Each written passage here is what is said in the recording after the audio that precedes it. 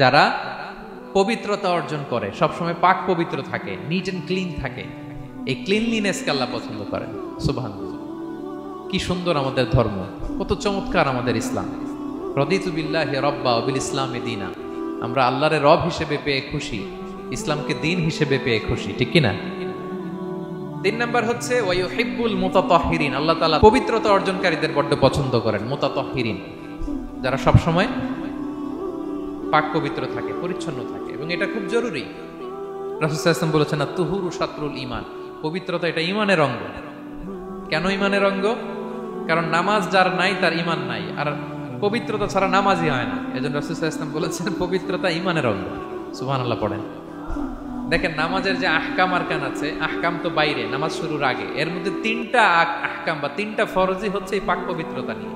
ছোটবেলা আপনারা পড়েছেন না, শরীর পাক, কাপড় পাক, নামাজের জায়গা পাক। তার মানে আপনি নামাজে যখন দাঁড়াবেন আপনার শরীরটা পাক পাক পবিত্র হতে হবে। আপনি যে ড্রেস গায়ে দিয়ে নামাজে দাঁড়ালেন এটা পবিত্র হতে হবে। যেই জায়গাটাতে আপনি নামাজের জন্য দাঁড়ালেন ওই জায়গাটা পবিত্র হতে হবে। এই 3টা জায়গা পবিত্র কিনা আপনাকে এনশিওর করে আল্লাহু আকবার, তার আগে আল্লাহু আকবার বললে হবে? হবে না। এজন্য ইসলাম হাতে ধরিয়ে ধরিয়ে আমাদেরকে পবিত্র হওয়ার পদ্ধতি শিক্ষা দিয়েছেন। রাসূল সাল্লাল্লাহু আলাইহি ওয়াসাল্লাম যখন এগুলো শিখাতেন মুশরিকরা হাসতো, হায় রে কেমন নবী তোমাদের, কিভাবে টয়লেটে যাইতে হয় এটাও শিখায়। সাহাবারা বলতেন হ্যাঁ, আমাদের নবী ধরে ধরে আমাদের শিখায় যে টয়লেটে ঢুকতে বাম পা, বেরোতে ডান পা, ঢোকার আগে দোয়া, ওয়ালা তাস্তাকবিলুল কিবলা, কিবলামুখী হওয়া যাবে না, ঢিলা ইউজ করলে 3টা ইউজ করো, বেজর করো, প্রতিটা জিনিস, কি করে ওযু করতে হয়, কি করে তায়াম্মুম করতে হয়, কি করে ফরজ গোসল করতে হয়, আমার নবী ধরে ধরে আমাদের শিখিয়েছেন, ঠিক কি না? ধরে ধরে শিখিয়েছেন। কিভাবে ওযু করবেন রাসূল সাল্লাল্লাহু আলাইহি ওয়াসাল্লাম গামলা নিয়ে তিনি দেখিয়েছেন। কিভাবে তায়াম্মুম করবেন মাটিতে বাড়ি দিয়ে তায়াম্মুম করে দেখিয়েছেন। কেমন করে মেসওয়াক করবেন দেখিয়েছেন। কিভাবে আতর ইউজ করবেন দেখিয়েছেন। ক্লিনলিনেসের যত দিক হতে পারে সব বিশ্বনবী আমাদের শিখিয়েছেন।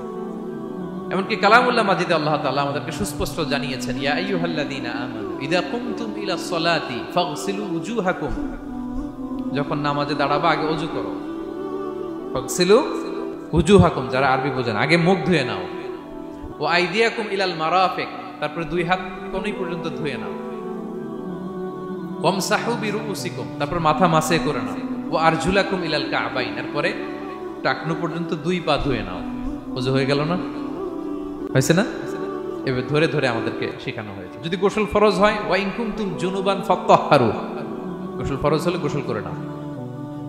এখন ওযু গোসলের জন্য পানি নাই, তো ওযু আর গোসলের জন্য যদি পানি না থাকে, ফালাম তাজিদু মাআন ফাতায়াম্মামু সাঈদান তাইয়্যিবা, পবিত্র মাটি দিয়ে তায়াম্মুম করো। দেখেন ওযুও শিখাইলো কোরআন, তায়াম্মুমও শিখাইলো কোরআন।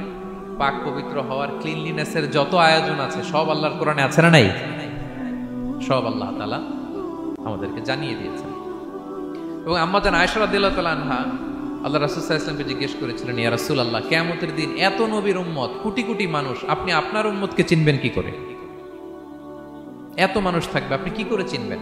রাসূল সাল্লাল্লাহু আলাইহি ওয়াসাল্লাম বললেন, ইন্না উম্মতি ইয়াতুনা ইয়াউমাল কিয়ামাতি গুররাম মুহাজ্জালিনা মিন আসারিল wudu। তিনি বললেন ওযুর চিহ্ন দেখে আমি আমার উম্মত চিনব। আমার যে সমস্ত উম্মতেরা ওযু করে নামাজ পড়েছে, ওযুর পানি তাদের গায়ের যেই যেই জায়গায় লেগেছে, এই জায়গাগুলো কিয়ামতের দিন রেডিয়াম বাতির মতো জল জল জল জল করে জ্বলতে থাকবে। আমি এটা দেখে চিনে ফেলবে আমার উম্মত, নামাজি, পাক্কা নামাজি। আল্লাহু আকবার। এবং অতিরিক্ত পবিত্রতা অর্জনের জন্য কিছু সাহাবীদেরকে আল্লাহ স্পেশালি কোরআনে অ্যাপ্রিশিয়েট করেছেন। তারা হচ্ছে মসজিদে কুবা পল্লীর আশেপাশে যে সাহাবারা, তারা অতিরিক্ত পবিত্রতা অর্জন করতেন। আল্লাহ তাআলা বলেন, ফিহি রিজালুন ইউহিব্বুনা আন ইয়াতাতাহহারু, এই মসজিদে কুবার আশেপাশে এমন কিছু মুসল্লি আছে যারা পছন্দ করে পবিত্রতা অর্জন করতে, বেশি পবিত্রতা অর্জন করতে তারা পছন্দ করে। আর ওয়াল্লাহু ইউহিব্বুল মুত্তাহহিরিন, আল্লাহ তাআলা অতিরিক্ত পবিত্রতা অর্জনকারীকে ভালোবাসেন, পছন্দ করেন। সুবহানাল্লাহ পড়েন।